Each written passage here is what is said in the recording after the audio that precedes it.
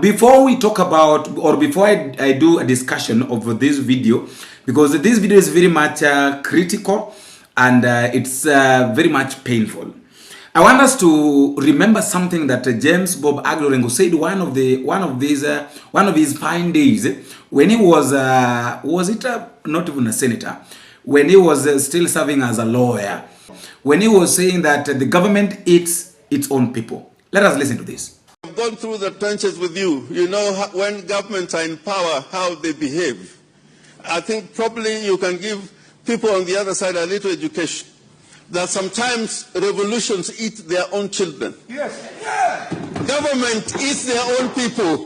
This government is going to punish you more than they will punish me. I'm telling you, in another 1 year, you will be crying.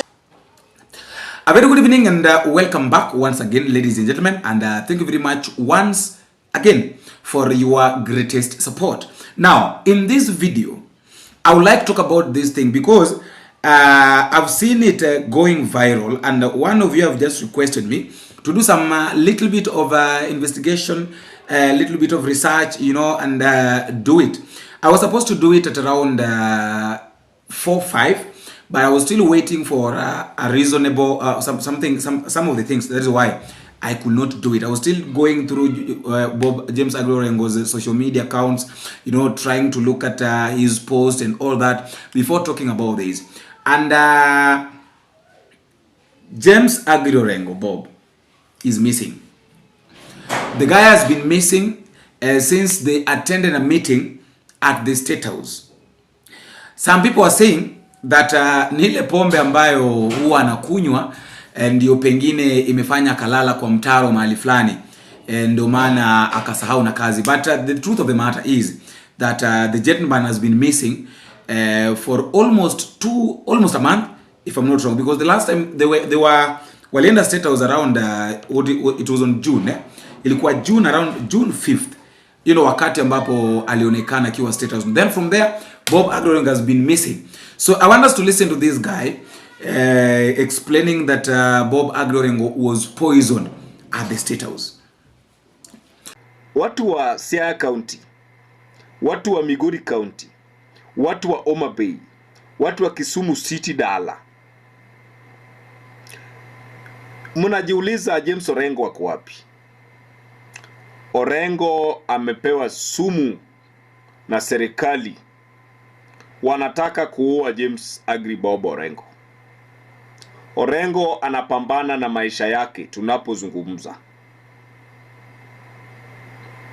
Na Orengo anauawa kwa sababu ya kupinga serikali. Na watu wanaua James Orengo ni watu wa ODM na serikali.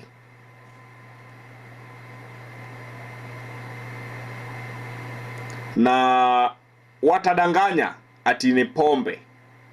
Watasema mambo mengi. Lakini kitu inafanyikia James Orengo ni kwamba Orengo ni kama alinyweshwa sumu na serikali. Na serikali ni ngapi? Mbili. Tuko na serikali ya kitaifa na serikali ya Luoland. Vile walifanyia Otieno Kajwang ndio watafanyia James Orengo.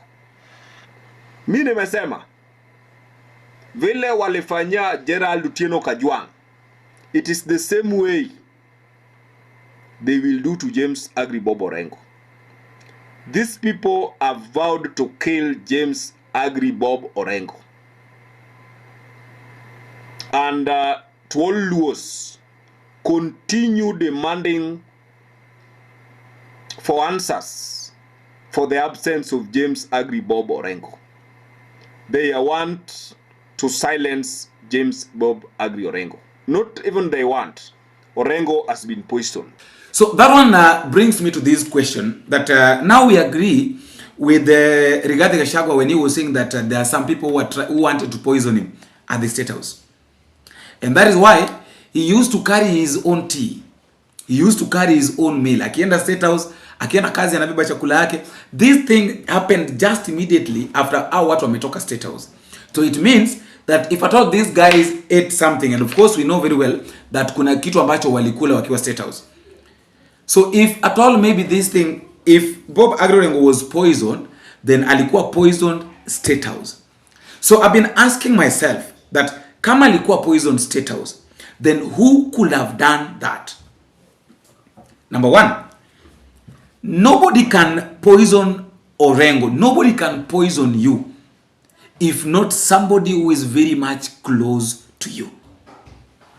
Hakuna mtu maadui. Hata Biblia inasema kwamba kumbe nilikuwa nenda naangalia maadui kule mbali, sikujua kwamba adui wangu ni wewe tu ambaye tumekuwa pamoja nawe. Huyo ni Daudi anasema, for those who read the Bible, that is how David was saying that nilikuwa nadhani ya kwamba adui yangu alikuwa anatoka mbali, kumbe ni wewe tu ambaye tulikuwa na wewe hapa. So in this scenario, let us not go far. Tusiangalie ya kwamba Orengo amekuwa poison na mtu ambaye anatoka mbali.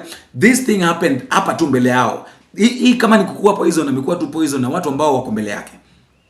Now the real question is, two questions. Who could have poisoned Orengo? If he was poisoned indeed. Of course, it is just speculation. It is not yet confirmed. But now I want us to go with that. That if Bob Orengo was poisoned, question number one, who poisoned him? The second question, why was he poisoned? I will start with why. My thoughts. We are just going with the, if at all maybe he was poisoned because he has been missing. And according to the information nilikuwa napata ni kwamba ako India for the treatment, which is not yet confirmed.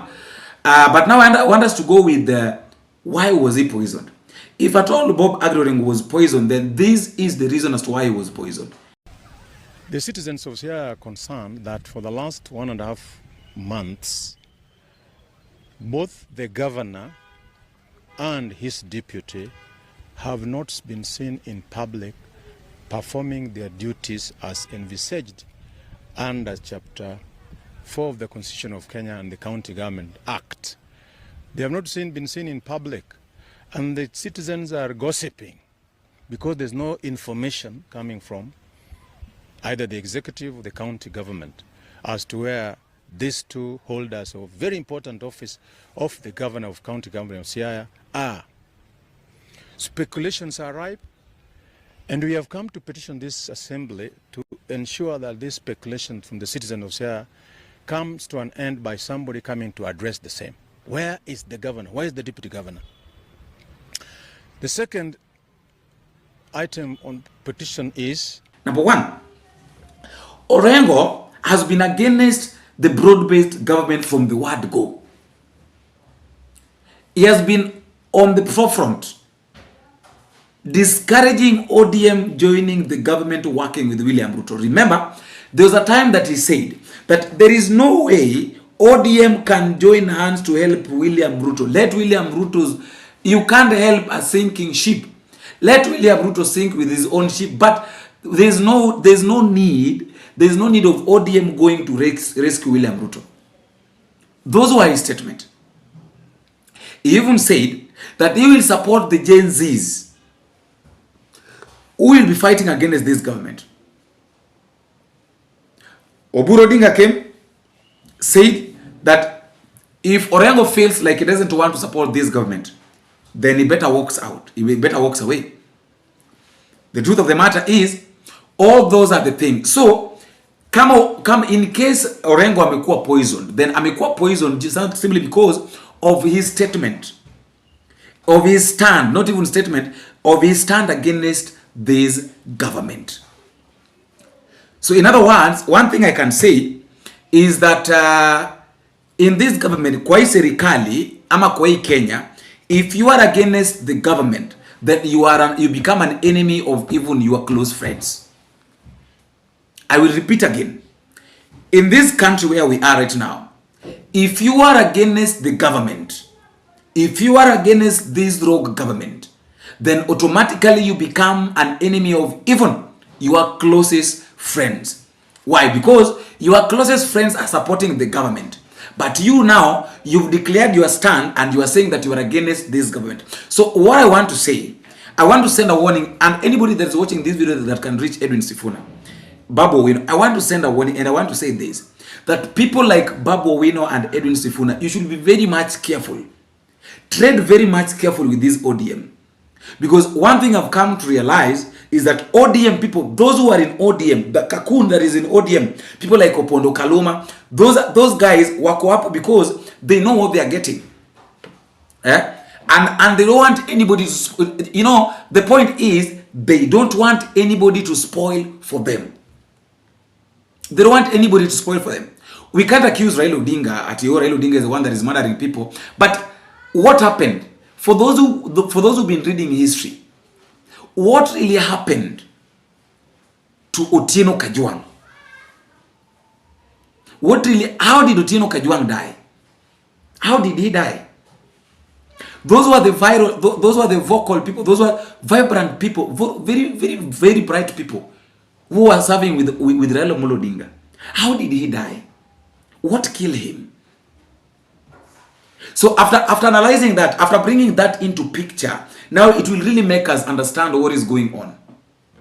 So one thing I have to say is that people like Edwin Sifuna, because right now you are the face of ODM, and every day if you listen to the way people are talking against you, my friend, I really don't know, and I'm working so much. I'm really trying my level best if I can reach Edwin Sifuna.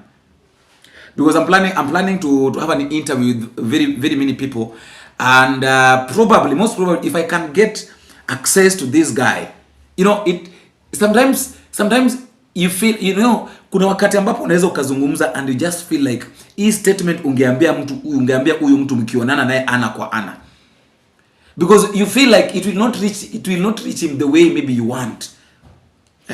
So people that are trading under ODM, and they know very well, people like Caleb Hamisi, you guys, you know your stand. Babu Owino, you guys, you know your stand. You are the next generation that is coming to lead this country. You are very smart guys. You are very bright guys. So please, if you're trading with ODM, trade with ODM very carefully, because as far as I'm concerned right now, ODM only benefits a few, and those few that are benefiting, they can't accept you to come and spoil for them. Simple. There are these guys that are coming from Siaya County. But before talking about that, I was talking about why. Now, the next question is who?